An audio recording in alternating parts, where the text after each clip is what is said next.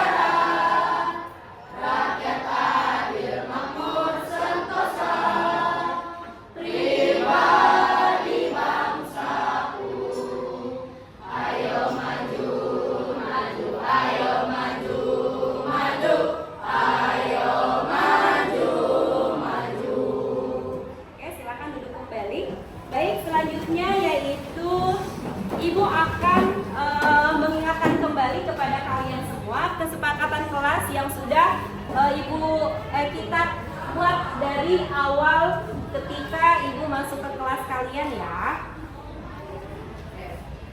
Ibu ingatkan kembali. Yang pertama kalian apa? Harus tepat waktu dalam menghadiri kelas dan mengumpulkan tugas. Yang kedua apa?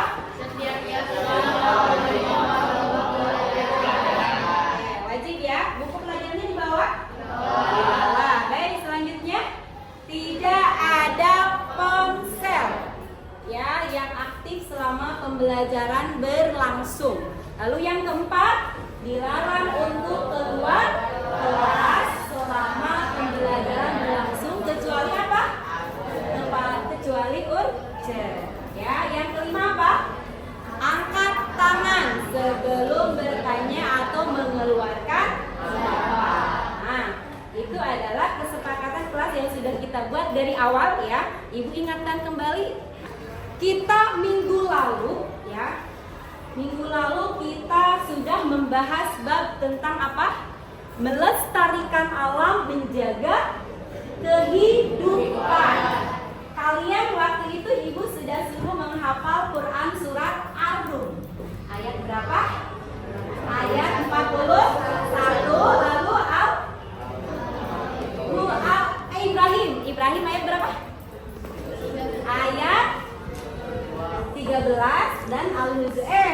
Ibrahim ayat berapa?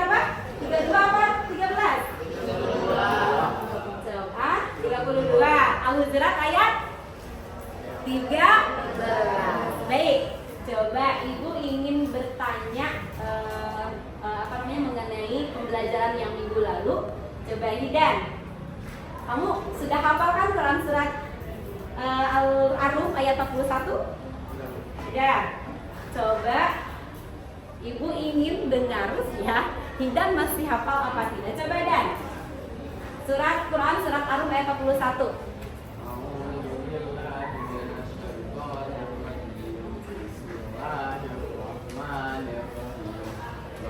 Fasadu fil barri wal bahri bima kasabat aydin nas liyudhiqahum ba'dal ladzi 'amilu la'allahum yarji'un. Artinya setelah tampak kerusakan di darat dan di laut akibat perbuatan tangan manusia, Allah menghendaki agar mereka merasakan sebagian dari akibat perbuatan mereka agar mereka kembali ke jalan yang benar. Quran surat Ar-Rum ayat 31. Oke, tepuk tangan dulu dong untuk Ida. Coba ini bertanya mengenai dari Quran surat Ar-Rum ayat 41 itu tentang apa, Dan? Tentang kerusakan alam. Kerusakan alam. Berarti otomatis apa? Kalau kerusakan alam berarti kita untuk apa? Untuk bisa menjaganya atau melestarikannya. Baik nih, baik anak-anak sekalian. Minggu ini atau hari ini kita akan membahas bab tentang, akan kalian lihat.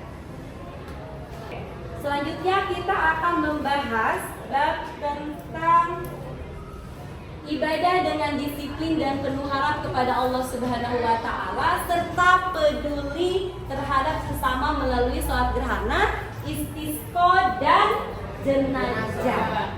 Tujuan pembelajaran hari ini adalah yang pertama, kalian dapat menjelaskan pengertian sholat gerhana dan istisqa beserta sholat jenazah. Lalu yang kedua, kalian dapat menjelaskan ketentuan dan tata cara pelaksanaannya dengan benar.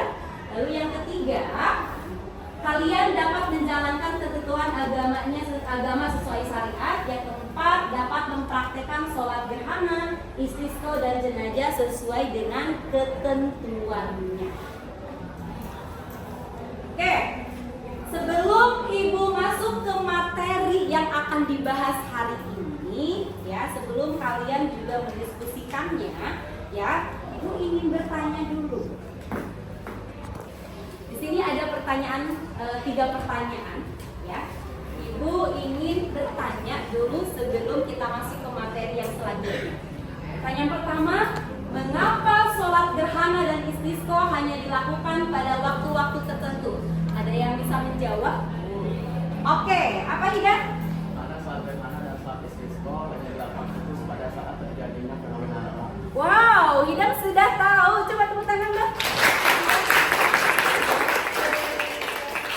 Lalu pertanyaan yang kedua, ya, apa yang membedakan tata cara sholat jenazah dengan sholat lainnya? Ada yang mau menjawab?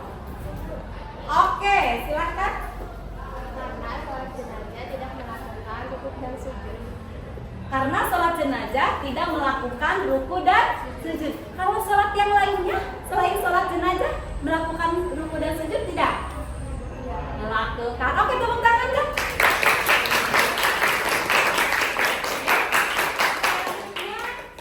Pertanyaan yang ketiga, bagaimana sikap kita seharusnya saat menghadapi peristiwa alam seperti gerhana atau kekeringan? Ada yang mau menjawab?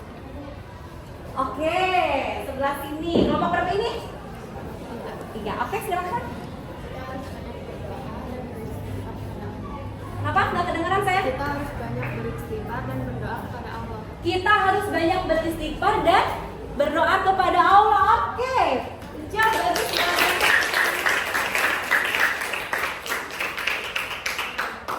Oke, alhamdulillah ya, berarti pertanyaan yang sudah Ibu ajukan kalian sudah paham. Sebelum kita lanjut ya, kita ice breaking dulu. Boleh? Oke, seperti biasa apa ice breakingnya? Tepuk semangat aja, oke? Supaya kalian semangat. Oke, tepuk semangat.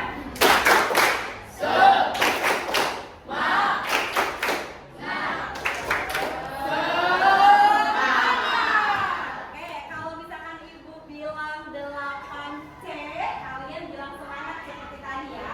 8C.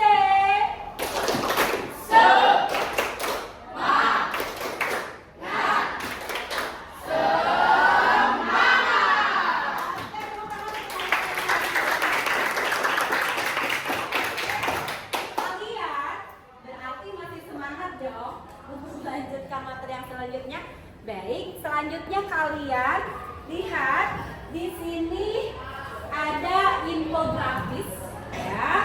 Ada infografis, silakan kalian lihat. Oke, sini. Nah, di sini coba bisa kalian lihat ya. Ibadah dengan disiplin dan penuh harap kepada Allah Subhanahu wa taala serta peduli terhadap sesama melalui sholat gerhana, istisqa dan jenazah. Bisa kalian lihat, bisa kalian baca sendiri ya sebelum kita mulai ke diskusi yang akan kita jalani pada pembelajaran hari ini. Lalu selanjutnya ada sholat istisqa. Sini istisqa berasal dari kata dalam bahasa Arab yaitu al-istisqa yang berarti meminta hujan, yang disebabkan hujan tidak pernah turun atau musim kemarau ya. Hukum sholat istisqa adalah sunnah muakkad. Sunnah muakkad itu adalah sunnah yang dianjurkan ya, khususnya ketika ada keperluan yang mendesak. Nah, sebelum melaksanakan sholat istisqa diusahakan agar memperbanyak apa? Istighfar atau memohon ampun atas segala dosa yang telah dilakukan. Ibadah dengan disiplin dan penuh harap kepada Allah Subhanahu wa taala. Ini rukun adalah sesuatu yang harus dipenuhi untuk sahnya suatu ibadah. Tertib artinya ibadah harus dilakukan secara urut sesuai dengan ketentuan. Rukun dan tertib dalam ibadah mengajarkan kedisiplinan. Ya. Selain disiplin sesuai dengan rukun, ibadah juga harus dilakukan dengan harap kepada Allah. Selanjutnya, silakan ibu akan memberikan tugas kepada kalian. Ini kelompoknya sudah sesuai? Sudah sesuai kelompoknya, baik. Kalau sudah sesuai, ibu akan memberikan soal, ya, soal-soal. Nah, soal ini silakan nanti kalian cari solusi ya dari permasalahan yang diangkat dari soal yang ada di LKPD ini. Paham ya? Jadi kalian nanti cari solusi dari soal yang ada di LKPD ini. Ya, karena kita sekarang menggunakan model PBL atau Project Based Learning, yaitu untuk pemecahan masalah yang terjadi pada kasus-kasus ya yang kita ambil dari materi yang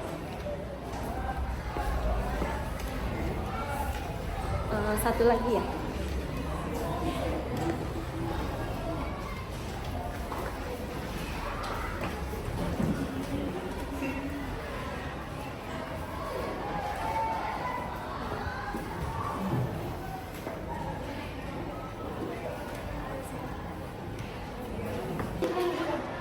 Selanjutnya kita akan presentasi. Silakan dari masing-masing kelompok mempresentasikan hasil kerja kelompok kalian dari yang sudah ibu kasih tadi LKPD ya.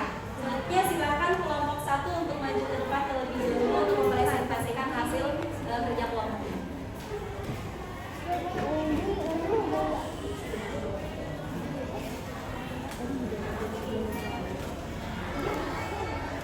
Assalamualaikum warahmatullahi wabarakatuh.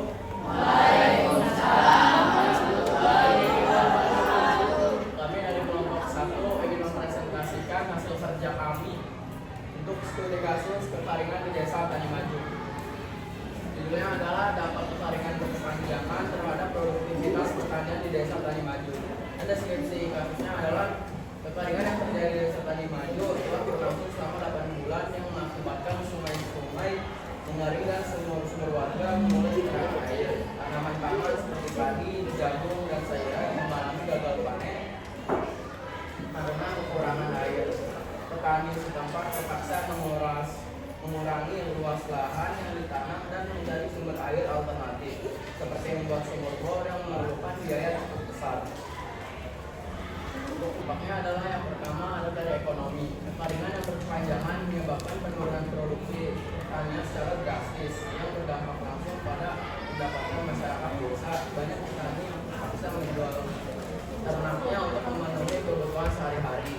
Dampak yang kedua adalah sosial. Meringan juga isu terjadi konflik antar warga terkait perebutan sumber air yang semakin langka. Beberapa keluarga memilih untuk berimigrasi ke daerah lain yang memiliki sumber air lebih baik, meninggalkan lahan pertanian mereka. Dan yang ketiga dan terakhir adalah lingkungan. Kurangnya air juga mengakibatkan penurunan kesuburan tanah, memperburuk kondisi lingkungan di desa Tani Maju. Lahan yang tidak dikelola dengan baik mulai mengalami erosi yang dapat berdampak panjang terhadap ekosistem lokal. Oke, solusi dari dampak tersebut itu solusinya apa? Melakukan sholat istisqa. Melakukan sholat istisqa. Sholat istisqa itu sholat untuk apa? Sholat untuk meminta hujan setelah mengalami kemarau yang panjang. Apa caranya? Untuk cara melakukan sholat istisqa adalah yang pertama, imam sholat akan menyeru jamaah untuk memulai sholat. Dan cara yang kedua adalah sholat 2 rakaat dilakukan seperti biasanya. Dan yang ketiga, setelah sholat selesai dilanjutkan dengan khutbah dari imam. Oke. Selanjutnya ini dari presentasi dari kelompok 1, ada yang mau ditanyakan? Dari Mas. Oke, silakan. Assalamualaikum warahmatullahi wabarakatuh. Waalaikumsalam warahmatullahi wabarakatuh. Saya dari kelompok 5 ingin bertanya kepada kelompok 1. Dampak signifikan dari kasus tersebut. Dampak signifikannya itu tadi ada 3. Yang pertama dari ekonomi, dan kedua dari sosial, dan ketiga dari lingkungan. Sebenarnya untuk dampak signifikannya itu terbagi pada ekonomi sebenarnya. Karena kekeringan yang kepanjangan menyebabkan penurunan produksi pertanian secara drastis yang berdampak juga kepada kehidupan masyarakat di desa Tani Maju. Bagaimana? Oke, terima kasih, tepuk tangan dong untuk kelompok 1. Dari kami, Assalamualaikum warahmatullahi wabarakatuh. Waalaikumsalam warahmatullahi wabarakatuh. Oke, selanjutnya silakan untuk kelompok 2 mempresentasikan hasil kerja kelompoknya.